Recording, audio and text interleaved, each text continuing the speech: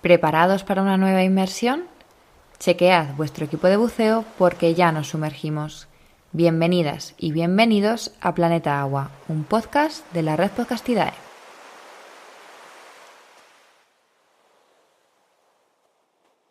Hoy, en Planeta Agua, nos sumergimos en aguas mexicanas con Óscar Aranda, biólogo, escritor y un grandísimo amante de nuestro planeta, como expresa a la perfección en su libro El lenguaje secreto de la naturaleza.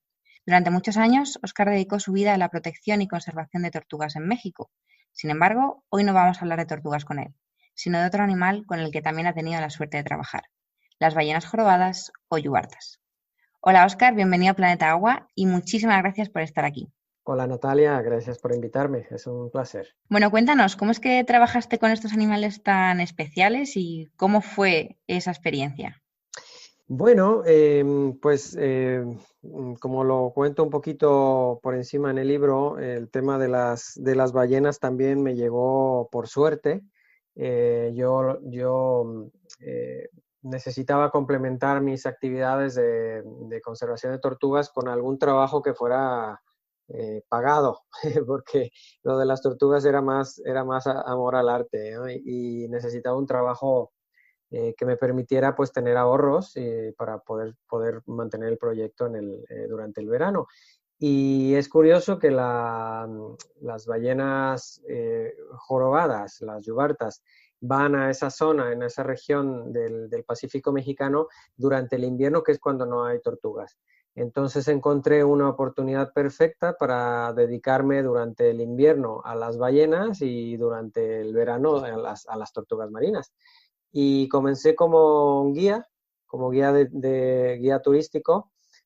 Afortunadamente, pues era una época que no había mucha oferta de biólogos y encontré la oportunidad de empezar a trabajar en ello, ¿no? Y después ya, pues, que me fui especializando, fui adquiriendo experiencia, pues ya me ascendieron a capitán y ya era guía y capitán y vamos, que ya podíamos tener un poquito de mayor libertad de irnos más lejos, hacia las islas, hacia otras zonas donde estaba menos explorado, y aprovechábamos hacer la combinación de turismo, ecoturismo, de ballenas con investigación. De esa manera la salida del barco pues era con doble propósito. Los turistas nos pagaban la salida, como de alguna forma pudiéramos decirlo, y la investigación que se realizaba durante toda la mañana que estábamos fuera en el mar, ¿no? Registrando las colas de las ballenas con las que se les puede identificar,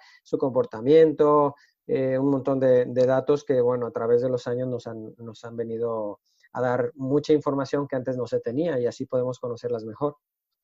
Bueno, ahora que lo mencionas, aprovecho, la mayoría o una gran mayoría de especies de cetáceos se identifican con el paso de los años mediante las aletas dorsales, pero no es así con las yubartas, ¿verdad? No, en el caso de la ballena jorobada es que es muy interesante porque, claro, sus dorsales son bastante particulares, pero las colas son mucho más fáciles de reconocer. Ellas tienen un mecanismo de hiperventilación que están en la superficie durante unos minutos hasta que recargan todo el oxígeno de su cuerpo, y cuando se sumergen, que van a pasar algunos minutos debajo del agua, pues sacan la cola de una forma espectacular. Y la cola es como una huella digital. Hay desde negras hasta blancas y claro, hay puntos intermedios, llevan cicatrices, llevan marcas de mordeduras de orcas, que eso también es muy peculiar. Eh, y eso les hace los bordes como pasa con las dorsales de los delfines, que tienen unos bordes, pequeñas mordidillas o pequeños ranuras, pues igual con las jorobadas, pero en una cola que mide casi 5 metros de ancho, ¿no? Entonces las colas nos permiten identificarles de una manera mucho más sencilla y se les rastrea la ruta. Como se les toman fotos en México, se les toman fotos en Estados Unidos, en Alaska, pues se puede entender mucho más, de manera mucho más amplia, cuál es su ruta y hacia dónde van. Qué interesante. La Bahía de Banderas, en México, el lugar donde estuviste trabajando con estos animales, era antiguamente llamado Bahía de las Jorobadas por la altísima presencia de estas ballenas en esas aguas. ¿Qué hace de esta zona un lugar tan importante para estos animales? Bueno, para ubicar a nuestros nuestros amigos, la Bahía de Banderas es una bahía de las más grandes de Norteamérica, que está en el Pacífico, en el Océano Pacífico. Está justo más o menos a la mitad de México, para ubicarlo geográficamente, debajo de la península de Baja California, y todo lo que es el Mar de Cortés, las aguas del interior de esa península, terminan más o menos en la zona de Bahía de Banderas. El Mar de Cortés está terminando más o menos ahí. Así que es un agua con una riqueza impresionante, y las ballenas están migrando durante el invierno de todas las aguas frías, desde Alaska, las costas de Canadá, Estados Unidos, y algunas se van a las costas de México. La Bahía de Banderas en particular, que tiene ahí la confluencia de varias corrientes, y tiene una zona de gran profundidad, que son como 1500 metros de profundidad, otras zonas que son de 30, 40 metros de profundidad, le da una perfecta forma de herradura donde las ballenas se sienten mucho más seguras. Y como tiene esa profundidad, le da unas características de una zona oceánica, pues la temperatura es más estable, hay algunas cosas que les dan más seguridad, y ha sido una zona como tradicional de visita de las ballenas para dar a luz a sus crías. Ok, o sea que lo utilizan como zona de cría. ¿Cuánto tiempo se quedan más o menos allí con los vallenatos? Pues mira, normalmente la migración comienza en otoño y llegan más o menos para los meses de noviembre, diciembre, comienzan a verse. Se quedan ahí más o menos un mes en general, los machos, y las hembras que van a dar a luz sí que se quedan más tiempo. Normalmente, pues se comienzan a ir por ahí del mes a finales de febrero, marzo, y algunas ballenas todavía se aventuran a irse mucho más al sur. Entonces, entre las que van y las que vienen, pues las ballenas se les puede observar desde noviembre hasta mayo, más o menos. Pero como la ballena está protegida, la ley no permite que las embarcaciones vayan y se acerquen a verlas más allá de marzo.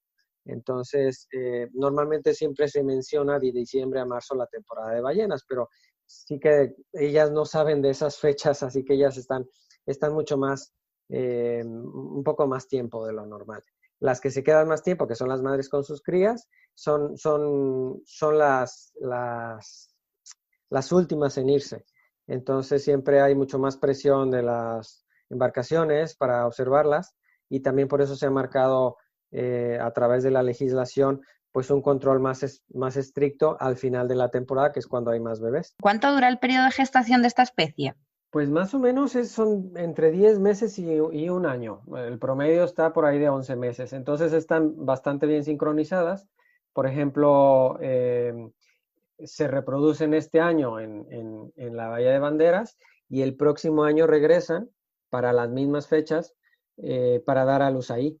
Y es curioso que pues el vallenato aprende precisamente la ruta migratoria a través de su madre, del primer regreso, y se queda con su madre todo un año, y generalmente la separación entre la madre y la cría, aunque el bebé se vuelve independiente más o menos a los 6 meses, permanecen juntos todo el año. Entonces completan el ciclo de la ruta migratoria, y al siguiente año, cuando el bebé tiene un año, conoce la ruta de regreso, digámoslo de esta forma, hacia la Bahía de Banderas. Y ya ahí se separan, que son los que le llamamos los juveniles, pues que son más juguetones, que se pasan el día paseando y jugando y no tienen mucho más que hacer, ¿no? Pero la madre ya se separa, y es cuando entra en celo, puede entrar en celo ese mismo año, o se espera hasta el siguiente año y descansa un año sin estar embarazada.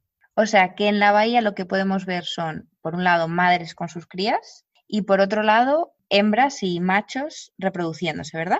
Sí, la gran mayoría son machos. Siempre va a haber más machos disponibles que hembras. Y dentro de las hembras, pues separamos las que están receptivas y las que no. Entonces, las que entran en celo tienen pues esa capacidad de atraer a los machos por todos lados y con esa capacidad que tienen auditiva de escuchar los sonidos bajo el agua de una manera impresionante, tienen gran agudeza, pues los llamados que pudiera hacer la hembra, ellos los detectan perfectamente, ¿no? Y entonces en cuestión de un minuto pueden aparecer más machos alrededor de la hembra, que es más complejo de lo que te digo, ¿no? Pero por ponértelo de una forma simplificada, estaríamos viendo grupos de cortejo o ballenas solitarias. Y las ballenas solitarias pueden ser o machos o hembras, pero en el caso de que haya alguna hembra disponible, entonces todos los machos que están a varios kilómetros alrededor se van a enfocar, se van a centrar en cortejarla. Y entonces vemos unos grupos espectaculares, pues de 8, 12, 20 ballenas juntas, ¿no? Y ahí luego entran temas de jerarquías, que hay un macho líder y ese va siempre al lado de la hembra y al final la hembra es la que va a decidir quién es el ganador o no, pero ellos hacen su lucha y siempre va a haber un primer macho, luego el segundo y alrededor se va haciendo como una fila, ¿no? De jerarquías. Los más dominantes están al lado de la hembra y los que menos poder tienen, o los más jóvenes, o con menos experiencia, pues van a ir detrás esperando como si tuvieran la esperanza de alguna oportunidad. ¿Hay algún vídeo? Yo he visto algún vídeo de ese suceso, de ese momento de cortejo en las jorobadas y es espectacular. Animo a cualquiera que busque vídeos sobre ese momento porque es una brutalidad de la naturaleza. Y bueno, ya nos has dado alguna pista, pero cuando dejan la zona, ¿a dónde se dirigen, Oscar? ¿Cómo es su ruta? Bueno, es curioso ya que lo mencionas, que muchos de los machos, que también ocurren en hembras, pero principalmente en machos, en lugar de regresar a las zonas de alimentación, se van a otras zonas como Hawái. Imagínate, eh, realmente las ballenas pasan la mayor parte de su tiempo en las zonas de alimentación, que son las aguas más frías, ¿no? En el norte. Pero realmente donde se forman esos núcleos es en las zonas de reproducción, que es hacia el sur. Entonces, algunas ballenas, imagínate las costas de Alaska, de Canadá y toda la costa hasta California, son zonas de alimentación. Y ya de California al sur de Estados Unidos, ya son zonas de reproducción. Entonces, la gran mayoría de las costas de Estados Unidos se van hacia la Bahía de Banderas, la gran mayoría de las que están en Alaska se van hacia Hawái, y siempre hay algunas despistadas que eligen irse o a las costas de Japón o algunas se van hacia las islas que son menos conocidas. En España no se les conoce, algunas islas que pertenecen a México que se llama Revillagigedo. Y bueno, es digamos que la zona intermedia entre Hawái y México. Y ellas pueden elegir si van a un sitio o a otro. Algunas otras se bajan hasta El Salvador, Centroamérica, Colombia, pero la gran mayoría pues están entre Hawái y México, por simplificarlo. Y algunas deciden, en lugar de subir hacia Alaska o hacia las costas de Estados Unidos, pues se van a Hawái a buscar más oportunidades de reproducción y ya después vuelven a regresar. O sea que hacen una cantidad de kilómetros impresionante. En México se han detectado ballenas que van a alimentarse las ballenas mexicanas hasta las costas, por ejemplo, de las Islas Aleutianas, que es el extremo más a la izquierda de Alaska, o algunas han llegado a las costas de Rusia. O sea, estamos hablando de que en una línea recta, pues son como 8.000 kilómetros, más o menos. O sea, que es una barbaridad. Eso lo duplicas ida y vuelta y están batiendo récords de viaje. Son grandísimas, grandísimas migradoras. ¿Y de qué se alimentan? ¿Qué buscan en esas zonas de alimentación? Bueno, también es muy interesante porque, claro, todos los misticetos tienen sus propias preferencias, ¿no? De alimentación, las ballenas con barbas. Ellas, en el caso de las ballenas jorobadas, es verdad que se inclinan por peces un poco más grandes. Hay ballenas que prefieren el krill, que son crustáceos muy pequeñitos. Hay algunas como la ballena gris, que prefiere buscar algunos invertebrados en el fondo del mar, en el suelo. Pero el caso de las jorobadas, pues se van hacia principalmente las anchovetas, que son como los boquerones que tenemos en España, un poquito menos alargadas, más gorditas, y bueno, pueden llegar a comer hasta sardinas. Estamos hablando de peces que van desde el tamaño de un dedo índice, más o menos, hasta, pues más o menos la palma de una mano, ¿no? Estamos hablando de casi 20 centímetros, 15 centímetros. Y también pueden buscar momentos de afloración de crustáceos y aprovechan el alimentarse del krill, pero prefieren los peces. Y normalmente solo se alimentan en el norte, entonces están ganando esa energía, toda esa grasa que necesitan para poder realizar la migración que les va a costar tanta energía. Pero a veces, en años no niño, eh, puede haber aguas muy frías y entonces hay una presencia más abundante de lo usual de peces. Y entonces también se alimentan en las zonas de reproducción, que es muy curioso observarlo, pero normalmente no comen. Y bueno, todos tenemos las imágenes, ¿no?, en la cabeza de estos animales abriendo muchísimo la boca, cogiendo agua y todo el alimento que lleva dentro, pero además de este comportamiento, que es en general cómo se alimentan los misticetos, con particularidades en función de la especie, ¿hay alguna técnica exclusiva que se haya visto exclusivamente en yubartas que nos puedas contar? Sí, bueno, tienen un montón de técnicas porque son bastante, la verdad es que es una especie que quien la pueda ver realmente le va a cambiar la vida. Pero más allá de sus características de comportamiento, en el caso de la alimentación está lo que le llaman la red de burbujas, que son muy listas porque empiezan aparte que ya lo hablaremos, lo de la comunicación, que tienen formas de comunicación muy interesantes.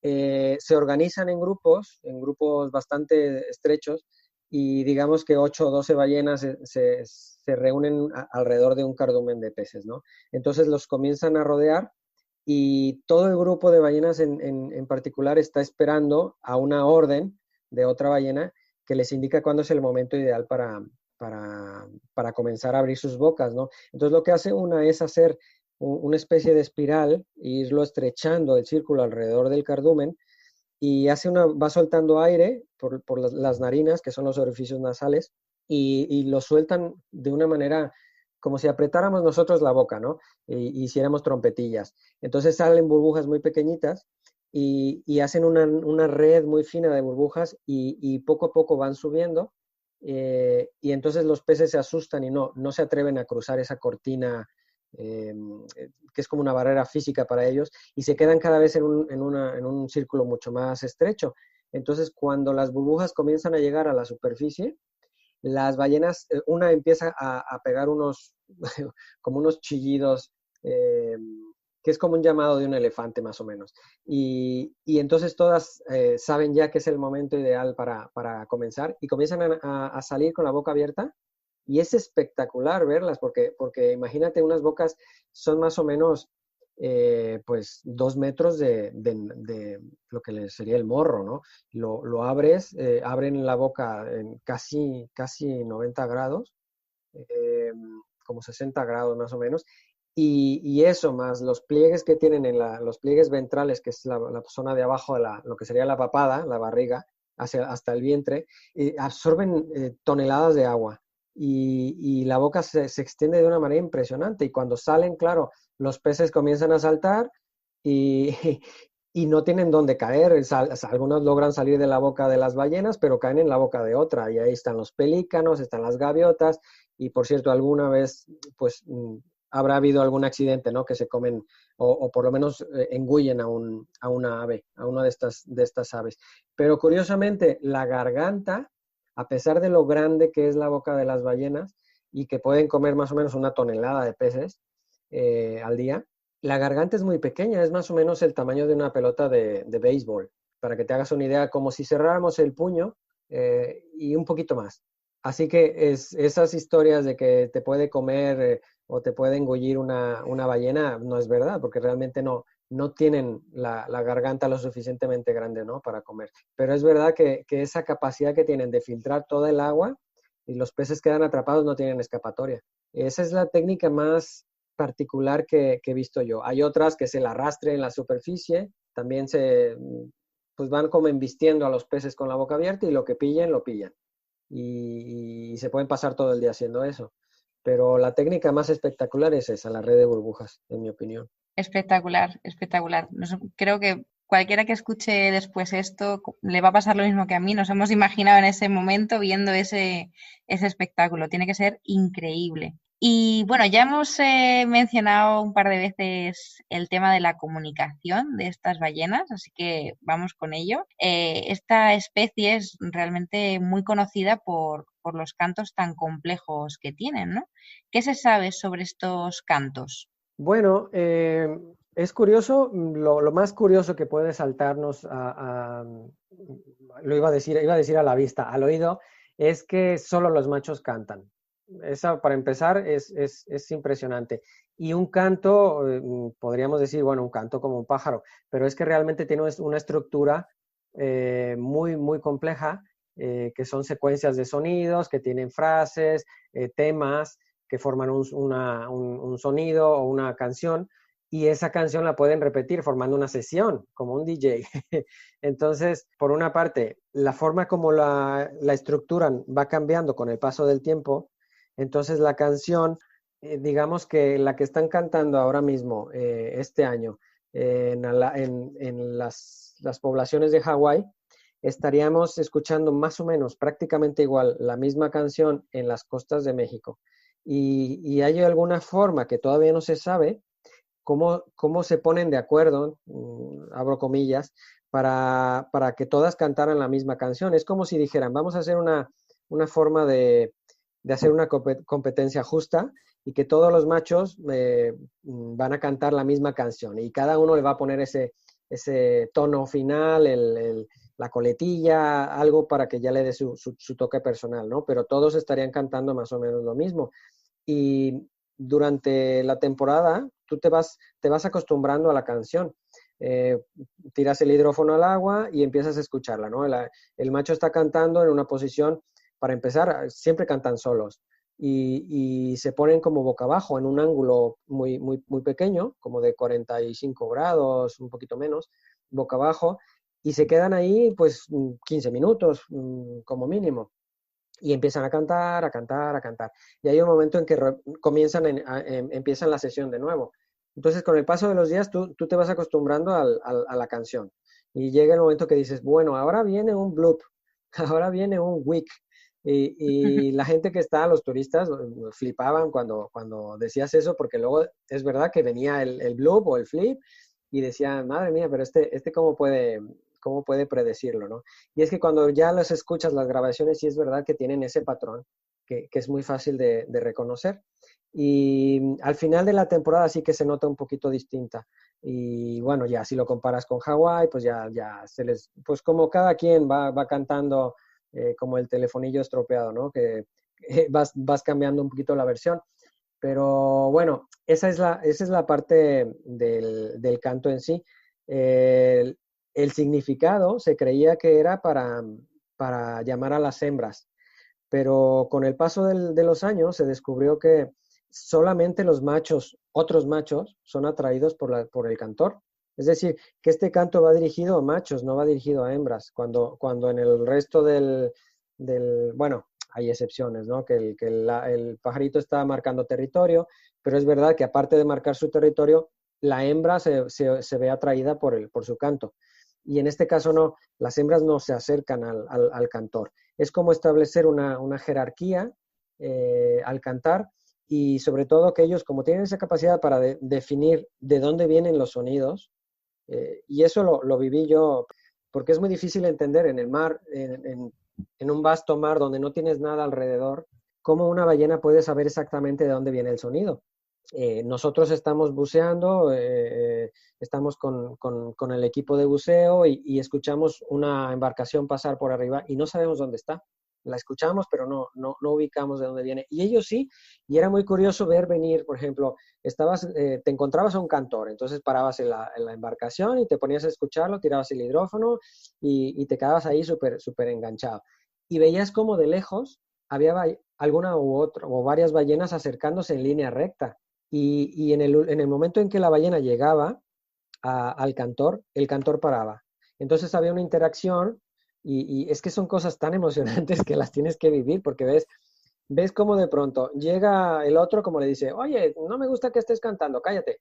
Y entonces empiezan a pelear, hacen ahí una interacción entre los dos machos, 2, 3 minutos en la superficie, pam, pam, se dan 2 o 3 hostias y luego se separan.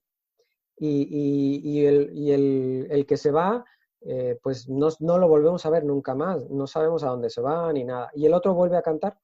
Es como esa comunicación misteriosa que hay entre los machos, ¿no? Para decir ciertas cosas que les puedan venir bien para encontrar pareja. Otra curiosidad es que no tienen cuerdas vocales.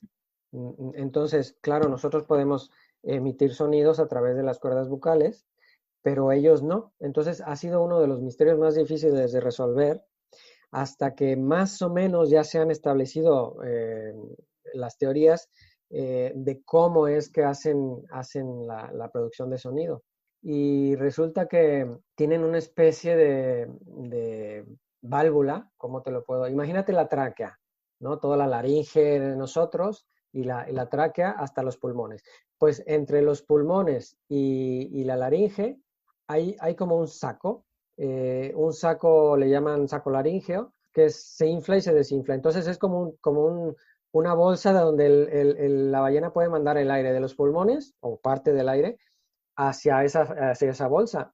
Y en el intermedio entre la bolsa y los pulmones tienen como unos pequeños pliegues y que es una forma como de U. Entonces, de alguna manera hacen la función de unas cuerdas bucales, las aprietan a través de su musculatura y hacen fricción del aire dentro. Y ya el resto la faringe bueno, los cartílagos, la tráquea, todo lo que tienen dentro, hace una como especie de órgano percutor, hacen como una cámara de resonancia, eso quería decir. Amplifican el sonido, ¿no? Quieres decir, como el melón de odontocetos, ¿no? Exactamente. Y entonces esa U tiene como unos pequeños pliegues y hace la función de unas cuerdas bucales, pero apenas está comenzando a entender cómo funciona. Y hay muchos modelos matemáticos súper complejos para entenderlo, pero es un misterio que está costando muchísimo, muchísimo de poder descifrar. Bueno, pues más emociona al tema. Bueno, las yubartas, como otras especies de cetáceos, se pueden encontrar a nivel mundial en muchísimas aguas, ¿no? Otras especies de cetáceos que también tienen esta distribución mundial presentan diferencias entre poblaciones, ¿no? No tienen el mismo comportamiento, pues orcas que visitan las aguas de Alaska que las que están por aguas de la Antártida. ¿Esto ocurre también en yubartas? ¿Vemos diferencias entre poblaciones? Sí, hay por ejemplo poblaciones muy, muy grandes que no están en peligro y hay otras poblaciones que están muy amenazadas. Depende de dónde vayas, si a las aguas del Océano Índico, si estás en el Pacífico, si estás en el Atlántico. En el Atlántico hay muchas menos que en el Pacífico. Pero, por ejemplo, bueno, físicamente las del Atlántico son un poquito más grandes que las del Pacífico. Todas son la misma especie, pero tú físicamente puedes notar una diferencia solamente por el color del vientre y la cola y por el tamaño. El tamaño es muy relativo al final en el mar, un metro no hace la diferencia, o sea, no notas la diferencia de un metro más o un metro menos. Pero, por ejemplo, pues las ballenas del Pacífico, pues en promedio están por ahí de los 14 metros, que es una bestialidad. No se compara con la azul o el rorcual común que tenemos aquí, pero sí es verdad que son enormes. Y las del Atlántico, pues más o menos son un metro más grandes, en promedio, porque antes se podían encontrar individuos de más de 16 metros, pero bueno, ya no, esos tiempos ya pasaron. Y el tema del color, de la coloración, las que van del sur, del hemisferio sur hacia el Caribe, a reproducirse, tienen un color mucho más claro que las del norte, del hemisferio norte. Entonces tú ves las imágenes en los documentales, tú puedes saber si son del Caribe o si son del Pacífico, por el color de su cuerpo, ¿no? El vientre es blanco y en el Pacífico difícilmente te vas a encontrar una ballena, yo no, por lo menos a mí no me tocó ver ninguna, que tuviera el vientre blanco. Y la cola también es mucho más común en las poblaciones. Por ejemplo, las poblaciones de Alaska, que tienen preferencias para ir a Hawái, tienen la cola más en general, con ciertas excepciones, porque te lo digo todo muy general, pero bueno, tendríamos que irnos más al detalle. Pero muy en general, la cola es más blanca que de las poblaciones de Oregón y California que van a México. Las de México son un poco más oscuras. Y bueno, por lo demás, en comportamientos, pues las migraciones también dependen mucho de eso. Y los ataques de orcas son muy comunes en el Pacífico, en nororiental, pero no son tan comunes en el resto del mundo. Es decir, todas las costas de California, Oregón, tienen una presión tremenda de las orcas, que las orcas han incorporado a las ballenas como parte de su dieta. Algunas poblaciones de orcas, que son las transeúntes, las que viven más en mares abiertos, pero hay muchas orcas que se alimentan solo de peces, ¿no? Entonces, las poblaciones de otros países, de otras regiones del mundo, no tienen esa presión de las orcas. Puede ocurrir en Australia algunas, pero es muy diferente, ¿no? En California más o menos un tercio de la población de las ballenas jorobadas, un tercio de esa población ha sufrido algún ataque de orcas, ¿no? Entonces piensas, son 8,000 animales, que un tercio de esos animales es una barbaridad. Entonces es muy común ver las colas mordidas o parcialmente les falta algún trozo o con cicatrices muy particulares que son como rasgaduras, ¿no? Y bueno, eso también nos da una idea de los peligros a los que se enfrentan. ¿Tienen más depredadores aparte de las orcas? Sí, quitando el factor humano, quitando el factor humano del que hablaremos después, ¿tienen otros depredadores? Normalmente, pues solo los tiburones blancos, grandes tiburones, pero generalmente son solo las orcas. Casos de ataques de tiburones son que yo sepa, son muy, muy limitados. La gran mayoría de sus depredadores son orcas. Puede haber casos muy aislados, ¿no? Pero en general, solamente las orcas. Pero ellas van a por los bebés, nunca por los adultos. Creo que has presenciado alguno de estos episodios, ¿no? Sí, pero llegué demasiado tarde, vamos, me perdí el ataque, el momento del ataque. Cuando yo llegué ya las orcas ya se habían dado el festín, ya solo quedaban restos. La mamá estaba súper cabreada, imagínate el dolor por el que pasan, ¿no? Porque son horas de lucha.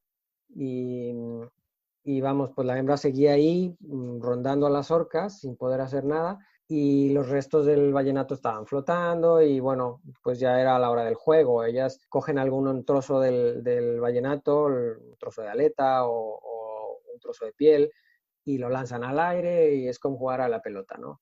Pero eso lo hacen después de comer. Y vamos, que es muy dramático verlo y vivirlo. Afortunadamente no vi la peor parte. Sí que me ha tocado verlas comer tortugas y demás, pero en el caso de las ballenas me salvé. Pero bueno, es parte de la... El ciclo, ¿no? Sí, sí, sí. Y bueno, pero no, incluso, bueno, las orcas son los reyes del mar, ¿no? Pero aun siendo tan perfectas en sus estrategias de caza, no les resulta fácil, ¿no? La mamá va a proteger a su cría hasta que no pueda más, ¿no? Sí, de hecho la mayoría de las veces fallan. O sea, ellas realmente, la tasa de éxito de ataques es muy baja. Generalmente termina en un bebé con las colas mordisqueadas, con alguna herida, pero nada más. Eso sí que era muy común ver, ¿no? Te encuentras una mañana en el primer tour, pues que tienes una madre con su cría, que sabías más o menos en qué zona iba a estar, vas, la encuentras, pero el bebé está todo lleno de heridas en la cola y sabes que algo pasó. Pero afortunadamente la madre tiene una capacidad de lucha amor de madre, como dicen, es tremendo. Y aparte, tiene una estrategia de apoyo. Parte de lo que no hemos mencionado de los sonidos, que sería para otra historia, porque la comunicación es súper compleja, emiten unos sonidos de baja frecuencia que son inaudibles para nosotros. O sea, los cantos son una parte, pero también emiten sonidos de comunicación entre los machos en un grupo de cortejo, la madre con su cría, y la madre también puede pedir ayuda. Entonces, suele haber en esa lucha que se suele ver que otras ballenas, machos y hembras por igual, llegan al auxilio del bebé. Entonces, puedes ver a las orcas que están luchando y de pronto comienzan a llegar ballenas por todos lados y se juntan 5, 6, 8 ballenas y entonces ya hacen que se vayan las orcas. Las orcas ya no tienen capacidad para enfrentarse a las ballenas. Tienen una manera de dar un golpe de cola. Son tan gordas, tan grandes, que no nos imaginamos la flexibilidad que tienen, pero es increíble cómo se pueden mover en el agua. Esa es otra historia. Pero bueno, entonces la mamá sí que defiende con mucha fiereza al bebé. Y ellas mantienen un perfil bajo, entonces es difícil que tú veas a la madre y al bebé lejos de zonas protegidas, zonas muy bajas, de muy poca profundidad. Ellas no hacen ruidos, están eh, eh, normalmente muy tranquilas. Luego llega el periodo en el que el bebé comienza a aprender a jugar para ejercitar sus músculos y aprende a saltar y a dar colazos y ya es pues mucho más fácil de que las localicen.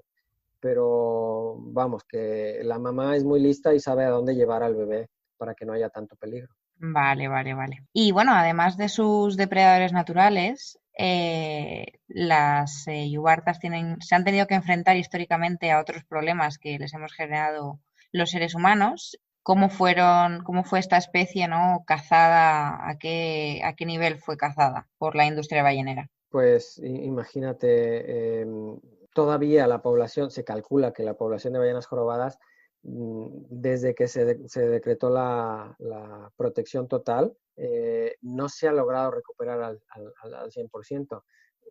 O sea, quedaron muy, muy pocas ballenas. Empezaron por las más grandes y luego fueron yéndose hacia especies un poco más pequeñas, ¿no?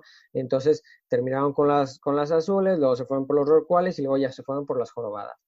Y las ballenas jorobadas en el Océano Pacífico fueron la población más diezmada. Entonces, ahora mismo no tengo la cifra exacta, pero unas pocas miles se calcula que habían quedado.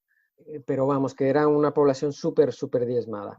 Y, y todo era por la cacería, para obtener sus grasas y bueno, todas las factorías que había para aprovechar el resto, ¿no? La carne, las barbas y demás. Pero realmente el aceite de ballena era lo que más importaba.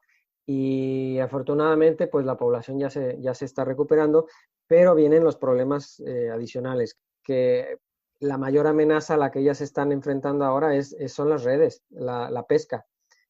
Aparte que el humano está compitiendo directamente con el recurso del cual las ballenas se alimentan, por ejemplo, las sardinas, las anchoetas, por lo menos en México, la pesca de sardinas y anchovetas es lo que más se pesca. Y eso se utiliza para producir harinas de pescado, pues ya te imaginarás, para todo tipo de alimentos, incluyendo alimentos de mascotas. Y eso es lo que las ballenas comen. Entonces es una competencia directa. Luego, por ejemplo, en Alaska, todo lo que es la pesca de salmón y otro tipo de pesquerías, pues están tirando redes en las zonas de alimentación, que compite también con las ballenas, ¿no? Entonces las ballenas es muy frecuente que queden enmalladas, enredadas en estas redes.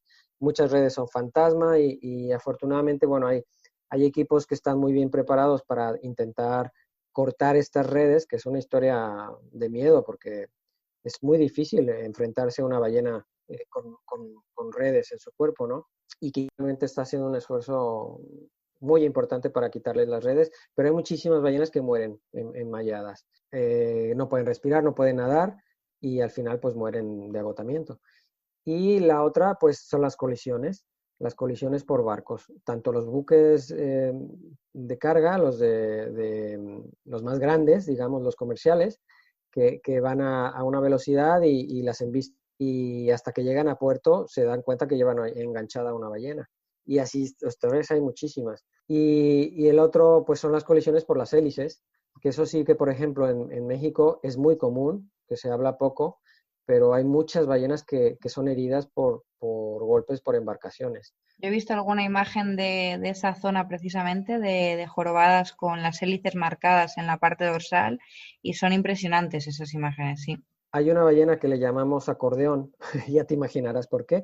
Toda la parte del cuerpo, la parte alta del cuerpo, la tiene ya cicatrizada de muchos años, pero es como un acordeón realmente. O sea, son todos cada giro de la hélice era un corte, pam, pam, pam, pam. Entonces tú puedes contar 30, 60 cortes en el cuerpo y la ballena milagrosamente logró cicatrizar y se salvó. Otras pues reciben simplemente, pum, es un golpe seco y le amputan la aleta o algo pasa, ¿no? Pero ballenatos mueren muchos, muchísimos, por accidentes por embarcaciones. Y es muy difícil porque la ballena adulta ya tiene experiencia, escucha el motor de una embarcación venir y se puede preparar, ¿no? Tienen ciertas precauciones, pero los bebés no, y la madre no lo puede evitar. Entonces sale el bebé a respirar y ¡pam! Se lo llevan de paso. Pero bueno, vamos a pensar en positivo, que realmente se hacen muchos esfuerzos, aparte de las leyes que están para protegerlas, ahora falta hacerlas cumplir, pero la sociedad civil que se organiza realmente para intentar que las ballenas tengan menos peligros en el mar. Y bueno, ¿y cómo es allí en México la situación con el turismo de whale watching? Porque bueno, en España, bueno, y en otros lugares del mundo, en algunas zonas, sí que el turismo de avistamiento de cetáceos se ha llevado hasta el extremo, hasta tal punto que hay grupos de animales que se han visto agobiados, decenas de barcos rodeando a un grupo o grupo de madres con crías. ¿Cómo es allí la situación? Porque siendo una zona tan buena, ¿no?, para el avistamiento de esta especie, eh, imagino que o lo ha habido o hay probabilidad de que sea demasiado explotado, ¿no? Sí, sí, por ejemplo, en la Bahía de Banderas, pues en un año, en una temporada, puede haber, pues, no sé, 400 ballenas distintas. También es una barbaridad y no se compara con Hawái, pero vamos, que ballenas hay para todo el mundo. Y el problema está en que sí es verdad que el gobierno da una ilimitada cantidad de permisos, ¿no? Entonces las embarcaciones, 80 embarcaciones tienen permiso y llevan una bandera, pues que es un signo de identidad para que la gente sepa que la embarcación está autorizada. Pero claro, estamos hablando de México y tristemente siempre hay mucha, siempre la gente busca la forma de evitar la ley, ¿no? Y hay embarcaciones que ofrecen servicios muy baratos al turista que no sabe que la embarcación no tiene permiso. Entonces, si este te cobra la mitad de precio que el otro, pues la gente se va por el más barato y no se dan cuenta que están contribuyendo precisamente a este problema, ¿no? Y vamos, no es culpa del todo del turista, aunque es nuestra obligación pues preguntar, ¿no? E investigar. Y luego está el tema de la comodidad. Las embarcaciones, también las que tienen permiso, eh, suelen irse a una zona que es la tradicional ballenera, donde hay más ballenas, que está más o menos al centro de la bahía, ¿no? Y para ahorrar combustible, ahorrar tiempo, porque la bahía es muy grande, pues evitan desplazamientos mucho más largos. Entonces, siempre vas a ver 30 embarcaciones detrás de una madre con su cría, cuando a 1 kilómetro o a media milla hay 6 ballenas solas, que no hay ni una embarcación viéndolas. Entonces es un problema muy, muy marcado en México que la gente siempre, para empezar, es bueno y malo, que son embarcaciones pequeñas. Hablamos de las pangas, que son como los Zodiac de 9 metros, más o menos, de eslora, caben 12 personas, poco más. Entonces, por un lado, el impacto aparentemente comparado con un barco grande que lleva 80 personas, pues es menor, pero son como mosquitos, o sea, a veces te molesta más 30 mosquitos alrededor de la oreja que un solo moscardón, por poner la analogía. Todo tiene sus pros y sus contras. Pero es verdad que las embarcaciones tienen una capacidad para desplazarse más rápido y entonces donde ven una ballena arrancan, ¡pam! Y se van. La ballena se hunde y se van a la siguiente. O sea, no se esperan a seguirla como debería de ser un protocolo mucho más profesional. Yo lo que hacía, nosotros, vamos, porque la empresa donde yo trabajaba sigue, pero yo tenía mi estilo que era contar el tiempo. Tú puedes predecir más o menos los tiempos en los que las ballenas van a salir a respirar. Y si tú conoces el rumbo que llevan, dado el comportamiento, puedes predecir más o menos hacia dónde van y en cuánto tiempo van a salir por la respiración, y entonces ya cuentas los minutos y sabes que ya van 4 minutos, dentro de 1 minuto o 2 minutos ya van a salir. Entonces tú te puedes prevenir y vas prediciendo, y tus acercamientos son muy, muy cercanos. No necesitas arrancar como loco e irte a buscarlas, ¿no? Y funcionaba muy bien. Y la gente estaba súper, súper contenta con estos servicios porque éramos efectivos, no éramos tan ir para acá, para allá, detrás de una y detrás de otra. Entonces, cuando pasas más tiempo con una ballena o un grupo de ballenas, tienes la oportunidad también de aprender más de ellas, porque estás entendiendo más qué es lo que están haciendo, ¿no? Son cosas que hace falta hacer más educación, aparte de educación ambiental, de educación hacia los capitanes, la gente que lleva las embarcaciones, los guías, que no se vayan a lo fácil y que realmente se dediquen toda una mañana, pero a un grupo de ballenas. Con suerte, pues verán comportamientos que no podrían ver en otra situación. Al final también verás al animal comportándose de una manera más natural, ¿no? No tan agitada porque le están siguiendo 10 embarcaciones a la vez. Sí, pero es también importante que se entienda una cosa. El impacto, no hay impacto cero, eso es verdad, y es mejor no estar ahí que estar. Pero si el turismo se va a realizar, que se realice de una manera ordenada, es verdad también reconocer que las ballenas están acostumbradas a tener barcos alrededor desde su primer día que nacen, y no solo en México, o sea, desde las zonas de alimentación, las zonas de migración, las zonas de reproducción. Siempre hay barcos viéndolas. Entonces están bastante, bastante habituadas a que haya embarcaciones alrededor. Pero si no las acosas, si no estás encima de ellas, guardas tus distancias, la ballena se va a comportar como tú dices, muy tranquila, sin cambiar su comportamiento natural. Y de eso se trata, ¿no? De que no cambien sus hábitos. Claro. Y bueno, esto es complicado, ¿no? Es que el tema del turismo en general es complicado, pero ¿qué consejo podrías dar a quien nos esté escuchando a la hora de seleccionar un club, un centro de turismo de whale watching, de tal forma que seleccionemos un grupo que lo haga de manera responsable antes que un grupo que no sabemos cómo lo va a realizar o que, bueno, pues no siga las indicaciones más correctas, digamos? Bueno, en general las empresas autorizadas son muy responsables, en general. Es verdad que en España es muy distinto el turismo de ballenas que en México o en Estados Unidos. Y en Hawái también, en Hawái es otra historia. Pero si la gente va a ir a México, que vale muchísimo la pena ver ballenas jorobadas, sobre todo por lo que aprendes, sí que es importante investigar en Internet la empresa, ¿no? Normalmente las empresas deben tener algún proyecto de investigación para que sean creíbles. Por lo menos es en lo que yo me fijaría. Por ejemplo, la empresa para la que yo trabajaba tiene una organización no gubernamental y ellos capacitan gente para hacer rescates de ballenas, dan cursos al gobierno, tienen muchas actividades de investigación. El catálogo más antiguo de México lo lleva esta empresa, el catálogo de colas de ballena. Y esto se comparte pues a través de convenios con otros institutos científicos en Estados Unidos, en Hawái, etcétera. Entonces, siempre si tú te pones a investigar un poquito, vas a descubrir qué tan científica es esta empresa, ¿no? Qué tanto se preocupa realmente por la base, que es proteger de lo que tú vives, el sustento, y las empresas que simplemente se dedican a vivir de ello. Ese sería, yo creo que el mejor consejo que dar, ¿no? Investigar un poco e irse por la empresa, aunque te cobre más caro, hacer ese sacrificio vale mucho la pena porque esta empresa realmente se está preocupando por el bienestar de los animales.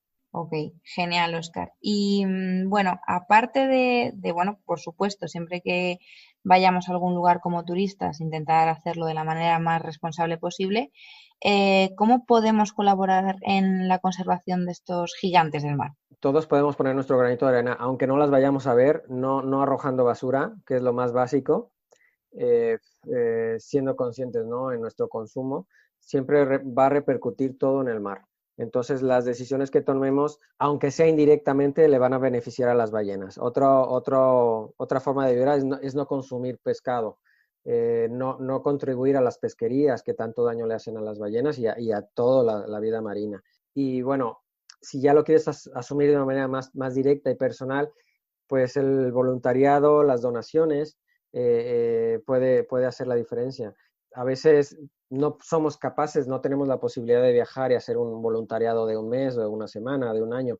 Entonces, pues nos guiamos más por aportar algún donativo o una forma de sentirnos que formamos parte, ¿no? Adoptar una ballena, que era una broma, un chiste que decíamos, adopta una ballena y no te la tienes que llevar a casa. Nosotros nos hacemos cargo de ella, ¿no? Entonces la gente daba un donativo pues para apoyar la investigación, para pagar la gasolina de la embarcación de la vigilancia, para que no hubiera turismo ilegal. O sea, muchos detalles, ¿no?, que podían la gente aportar y de esa manera sentirse un poquito que formaba parte de este proyecto tan bonito. Yo te puedo dar algunos enlaces de la gente si va a viajar a México, si va a viajar a Estados Unidos. Pues sí que es verdad que hay en California y en México muchísimas empresas muy bien organizadas que te llevan a ver ballenas de una manera impresionante y vale mucho la pena. Genial, pues luego las añadimos en las notas del programa. Bueno, Óscar, antes de terminar, ¿cómo te podemos encontrar en las redes sociales? Bueno, por mi nombre, Óscar S. Aranda, que es el nombre de autor. Estoy en Instagram, en Twitter, en Facebook, pero tengo mi blog donde no lo tengo tan actualizado como yo desearía, pero voy publicando cositas con esa filosofía del amor a lo más pequeño, lo más insignificante y lo más feo, que también hay que quererlo y hay que cuidarlo. Y en el blog pues hablo mucho de ello, ¿no? Se llama relatosdelanaturaleza.org. Y bueno, pues bienvenidos sean los comentarios y aquí estamos para lo que haga falta. Bueno, recomiendo 100% leer el blog, leer el libro, es una pasada. Y bueno, ahora sí, Óscar, nos despedimos. Muchísimas gracias de nuevo por acompañarnos en Planeta Agua. Y a todas y todos los que nos escucháis, recordad que tendréis información sobre esta entrevista ampliada en el blog www.godeeperproject.com, que nos podéis seguir en Instagram como @godeeper_blog o en Facebook como GoDeeper Project. Hasta la semana que viene y como siempre, nos vemos debajo del agua.